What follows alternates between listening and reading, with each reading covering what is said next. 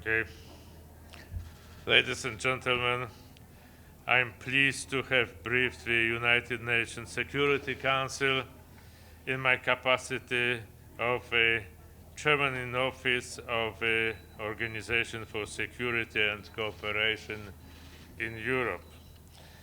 Both the United Nations and the OSCE work to maintain international peace and security and safeguard the respect for international law, including the basic human rights and fundamental freedoms. This is why they both condemned in the strongest terms the military aggression of Russia on Ukraine. Indiscriminate attacks against civilians, shelling hospitals and schools is not only inhuman, it is nothing but a crime under international law. The OSCE Polish chairmanship is now facing a completely different reality than a month ago. The war in Ukraine has dominated its agenda almost completely. Russian aggression shakes the very foundation of the OSCE. We see Russia defy its primary responsibility to act as a guardian of international peace and security, both as a member of OSCE as well as the permanent member of the United Nations Security Council. Instead, it chooses to act as an aggressor. This long-planned military attack, with the participation of another state, Belarus, is unprovoked, unjustified, and illegal. Such a flagrant breach of OSCE principles and commitments poses questions about stability of a rules-based order. Still, we believe OSCE is able to keep the states talking in good times and bad. Poland is convinced it is in the best interest of the organization and its participating states to work on proper modus operandi to fulfill OSCE's mandate.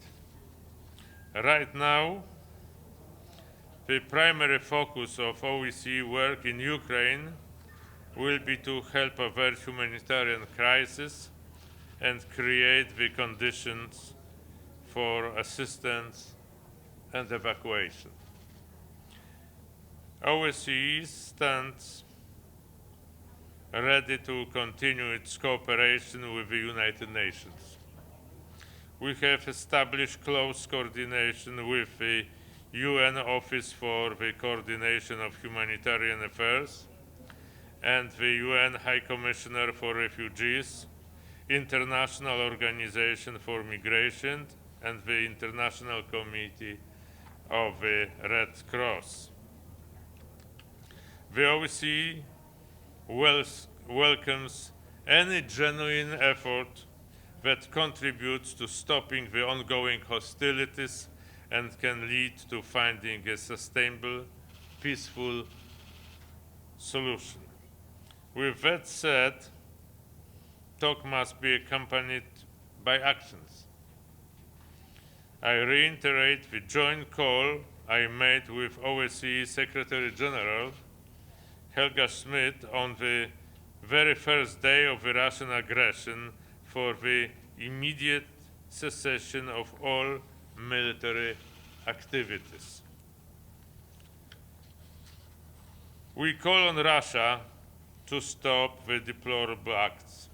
We call on Russia to stop shelling civilians while attempts of evacuation. We call on Russia to stop shelling and dropping bombs on homes, hospitals, and streets full of innocent people, most of whom are children and women. We call on Russia to honor its international obligations and commitments. Any sustainable political solution must fully respect sovereignty, territorial integrity, and independence of Ukraine within its international recognized borders. Finally, we call on Russia to engage in a meaningful and substantial dialogue to seek a peaceful solution to the current crisis. The door to diplomacy is still open. Thank you. Thank you. Thank you very much, Minister Rau. It's Pamela Falk from CBS News. You have accommodated so many refugees. At what point is that a problem for Poland? How many can you take in, and what do you need to do that? Thank you. Ma'am, I must say that we used to host 1.5 million people before this crisis. So the Ukrainians who visited us and who decided to stay with us were living, working, studying, and learning in Poland. Since the beginning of aggression, we have received 1.6 million Ukrainians. The overwhelming majority of them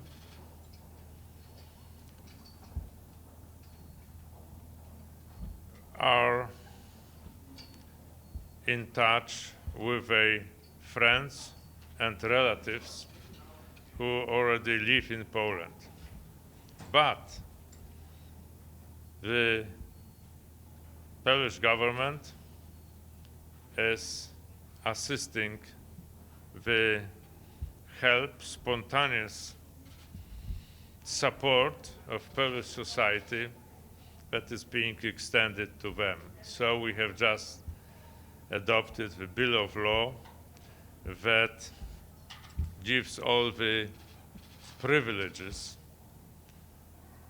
that we, the Polish citizens, enjoy in respect of healthcare, opportunities to learn and study in Polish schools and Polish universities, also the access to labor market, and also the opportunity to take part in our economic life, for example, by launching their own businesses in Poland. So all that indicates that we are ready to host a considerable number of our Ukrainian neighbors who are in need. But certainly no country can do anything like that on its own. So let me just tell you that when Europe went through the immigration crisis in 2015, the continent as a whole received less than 1 million immigrants. Now in Poland alone, we have already 1.6 million refugees of war. And think about other neighboring countries which accepted a smaller portion, but still a very considerable of this influx. So it's more than obvious that, as I said, there is no country in the world that can handle this kind of humanitarian crisis on its own.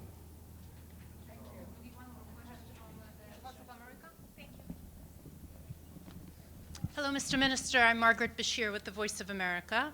In your national capacity, I'd like to ask you, the United States has expressed objections to Poland transferring its MiG jets to Ukraine. Ukraine is still asking for them. Have you been in touch with your Ukrainian counterpart to try and find a workaround to still deliver these jets? Is this still a possibility? I'm in touch with our American counterparts, with our NATO and European Union counterparts, and of course with the Ukrainian ones. As far as your question is concerned, I can only say that this kind of decision has to be made by the NATO alliance as a whole, but not one member state, because the impact of this kind of decision is going to affect the alliance as a whole. So there is no one single NATO member who could make this decision for the rest of the alliance. Thank you. Thank you very much. Thank you very much, Minister. And Thank you, ladies and gentlemen. Bye-bye.